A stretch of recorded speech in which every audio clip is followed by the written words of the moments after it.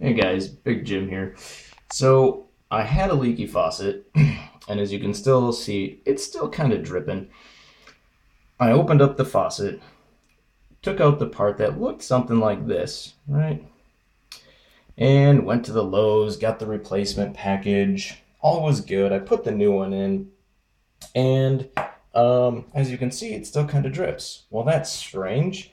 Um, well, if you did what I did, pay attention, and I'll show you how to get that fixed. Something that I completely skipped in the step is the seat in the spring. I didn't realize, so I am on a Delta. You can kind of see it there. So let's quickly go through this. So you got your thing. Mine just happens to be a screw in the top.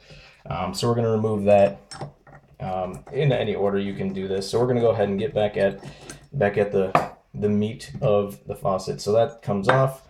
There you can see you've got your nut followed by, hey, cool, the replacement part, right? The one that you replaced. Great, because this one was all worn out. Well, that might not even be the problem. The problem actually might be right there. These little guys. Look, there's a spring and a rubber O-ring unit that actually goes on the spring like so to create a come on. There. So see that? Boop. And it's actually tapered. So if you can see that, boop, right? Come on. There it goes. All right, so you can see it. It's kind of tapered. You want to put the small end in the O-ring. But enough to that. So you go get your whole thing. You're like, oh, well, I didn't see that part. I've got that. And I put the new one in there. Tighten this down to get it. Great. It still leaks. Why? Well, I tightened it down. Look, the hot, nice and easy, right? One little finger pull. This one, I had to tighten it down a whole lot to get it to stop dripping because I thought I did something wrong. Wrong. You did not do anything wrong. So go ahead, come under here, turn off your cold or hot, whichever one you determine to happen or determined is the leaky one. And you can use a wrench, an open end, or a socket if you've got a matching socket, which I do. So went and grabbed the correct one, and now you can actually go ahead and look how tight I put that thing on there just to do it. So can I get it with one hand? Barely, barely. All right, so crack that loose. You take off your nut. Wonderful. Make sure you turn off your water like we just did. All right, so then you got this guy. Look at that. Okay, comes right out, no problem. And it's gonna leak a little bit because the water, is going between the two.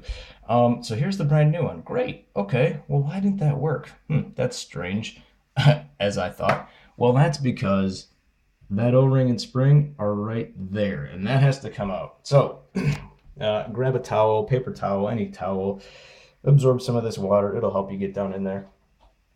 Okay, try that. We're gonna go ahead, dip that in there. So yeah, if you replaced it, had no idea why your package came with this extra thing because you've never seen it before, like I did. This should help you. I just did this in the kitchen because same thing. I was getting ready to return these as they didn't work, and then I researched what that was. I had a moment of genius and researched what the heck that was. To do it. So just take a needle nose pliers are probably going to work best. You're going to want to get in there, grab that O-ring and just pinch it. And, there it comes. Look at, hey, look at that. Great. And my needle nose are a little sticky, so we'll dab that out. Okay. They're really difficult to open and close. I need to get a good one. Anyway, so if I have to set this down, the camera down, don't worry, you won't actually need speakers. Okay, I'm using those as a stand. So get in there, you got the O-ring, then you're gonna wanna get in there and grab out the old spring. There she blows, old spring. Okay, get off. Okay. So then what you're gonna do is hey, look, that's where that goes. I did not know that. Take your new one, your assembled one. If they stick together, great. Mine are not sticking together, as you see. So what I'm gonna do is actually, in fear of dropping it down backwards, what I'm going to do is take a little tool. I've got an Allen wrench, and I'm going to slide them on like so. Use one finger and guide it down into the hole. So while I do that, I'm going to go ahead and set this down in my fancy dancy, my high-tech photography camera stand. So we're gonna go ahead and do that. One finger, we're just gonna guide it down in there. Put that down in there.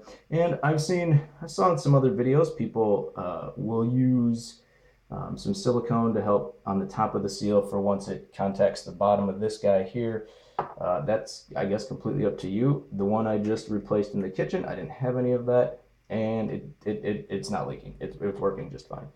So personal preference, I think probably maybe longevity. Somebody pipe in with some comments as to why I should have done that, and I can pop back in here and redo it. So if it doesn't go all the way in, it's gonna be tight. So you'll just want to keep, finger and make sure that it's all the way in the hole. So I'm using the other end of the Allen wrench to kind of go around the outside and make sure everything is pressed into the hole before I try and finish it up, because you don't want any bulging anywhere and stuff like that. So, right. And since the new one is very rigid, it is great, but trying to get it to fit in a hole that's of smaller size. Hey, okay, there we go. All right, we just got it.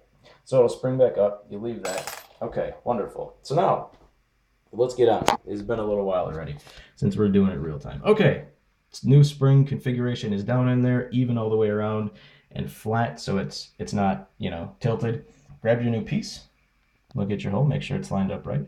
And the two little notches on the side, there's two little notches in there. So you'll just line those up, get that down in here, press it down in the way we had it. Now, if the one side is, lifted up a little ways, well, that's fine because you just put a new spring in there. So it's popping that one side up. So that's fine. Push it down the best you can. Okay. Leave it. Get your nut. Thread that back on. Hand tight.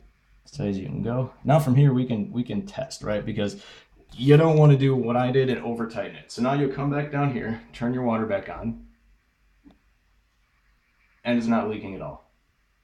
So water's back on, not leaking at all. It's only hand tight. Look, I can still tighten it with my hand. If you want, go ahead and just tighten it to snug. Completely your choice. All right, it's hand tight, snug now. All right. Nope, okay, so I can go a little bit more. But I'll just go there. I don't even need the wrench for it. Hand tight, snug, perfect. Now let's see how this let's see the tension on it. Whoops, sorry. Easy. Open and close, real easy now. Unlike before when I had it super tight. There we go. And it's good to go. So from here, what you'll do is you'll just re-screw the top of this and put your thing back on, and you're done. Successfully replaced. You're actually using all the pieces, the spring, the seat, and your replacement tool, and you're good to go. Job well done.